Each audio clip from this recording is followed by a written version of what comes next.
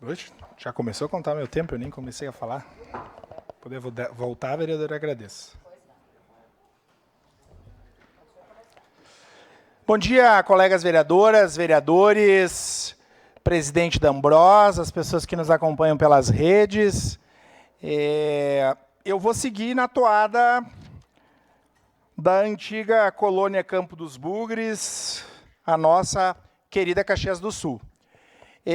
E vou falar de um tema que é dos mais importantes, porque ele se relaciona com a vida das pessoas, que é o tema da saúde.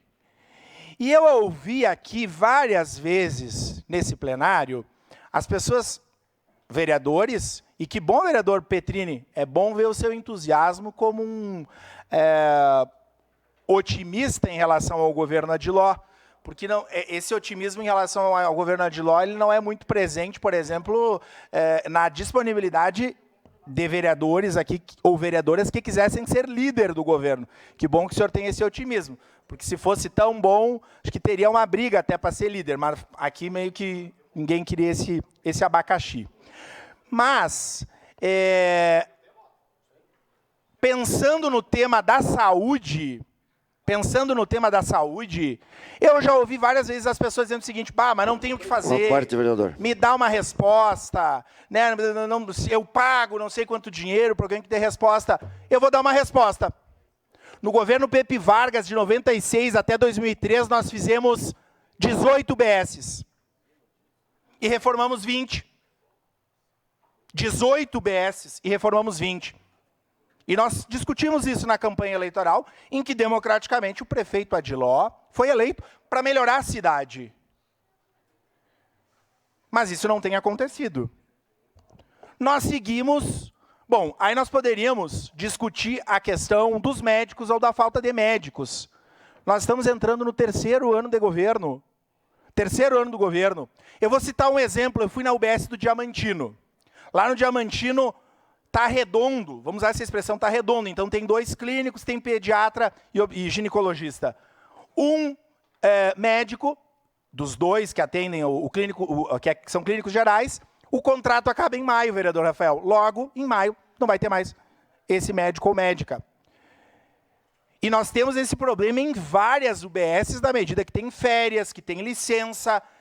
Nas escolas, nós temos uma figura que é chamada apoio. Então, quando um prof está afastado, tem o prof de apoio que substitui. Mas na saúde, o que acontece?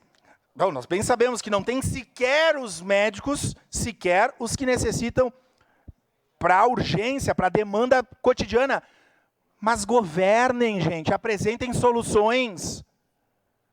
Então, a atenção básica tem sido tratada de forma irresponsável, para usar uma palavra bem sutil. A lista de medicamento, nós seguimos sem amoxicilina clavulanato. Mas se tu for ali no São João, vai ter. Então teve um problema numa licitação, eu acredito, e sempre tem. Tá, mas a pessoa que precisa do antibiótico, para ela não interessa se teve o problema na licitação ou não, porque isso aqui segue há muito tempo. Segue essa falta de medicamentos básicos, fluconazol, né, prednisona e tantos outros. E cadê a resposta?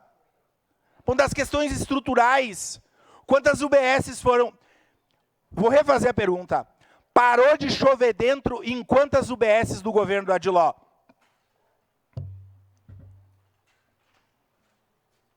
Lá na minha região, inclusive, eu tenho uma emenda parlamentar. E não consegue se executar a emenda parlamentar por vários problemas de reforma de UBS, numa região que tem carência. Ainda, no ano passado, chegou a faltar papel higiênico na UBS. Vocês têm noção? Papel higiênico. Aí, quando eu escuto o prefeito falar que 86% do programa de governo foi realizado, ou porque esse programa de governo era muito pequenininho, ou é porque as pessoas supervalorizam, por exemplo, as mudanças no governo. CC, não sei. Então, Então tem problema, tem que assumir que tem problema e tem que assumir aquilo que lhe compete. O problema do Hospital Pompeia não foi resolvido. Em razão de vaidades, em razão de má condução, em razão de colocar o ego de quem deveria estar à frente de uma das secretarias mais importantes, a briga com Pompeia segue.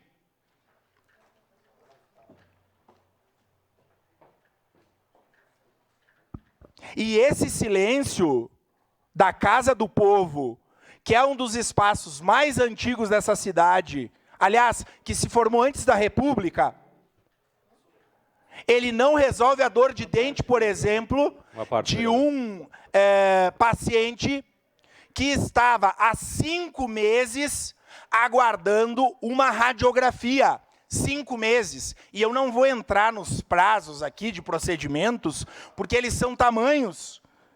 Eu sou hipertenso e tomo remédio para minha hipertensão, mas em razão do apequenamento da atenção básica, do programa Saúde da Família, da relação, muitas vezes, de falta de valorização com os ACS, essa pessoa, lá da Grota do Serrano, que começa a apresentar algum sintoma de hipertensão e que não vai tratar essa hipertensão, quando ela cair no hospital, ela já vai ter tido ou um AVC, ou um infarto, ou algum outro problema grave que vai envolver a média e a alta complexidade. Aí não adianta chorar, porque nós vamos gastar cada vez mais em média e alta, porque a atenção básica está desassistida.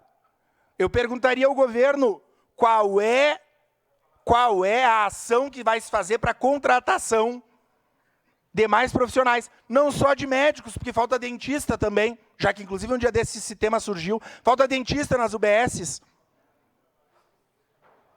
E tantos outros profissionais. Essa relação com as UPAs. Nós não podemos naturalizar uma pessoa ficar 15 dias na UPA. Eu pergunto a vocês, quando o inverno começar, como vai ser? O governo que realizou 86% do seu plano de governo. Eu acho que quem mensurou isso deve ter sido o deputado Neril Carteiro. Quem juntou os números, fez a métrica, deve ser o deputado Neri, junto com o prefeito Adiló e uma equipe de trabalho coordenada por alguém do governo. Deve ter sido. Porque na realidade do povo não bate isso. A cidade... O vereador, parafraseio o vereador Renato, a nossa ilha passa por problemas graves. E isso me deixa sem dormir. Rivotril, um remédio ansiolítico. O remédio genérico não havia no CES a semana passada. Falávamos de saúde mental aqui, não tinha. E aí, vocês imaginam uma pessoa que tem depressão, que tem crise de ansiedade, pessoa com algum problema da saúde mental, não tem um remédio básico. E aí, gente, o que o governo fala? O vereador Rafael trouxe os dados das pessoas diabéticas que têm suas pernas amputadas. Então, me preocupa muito essa situação. O governo precisa dar resposta.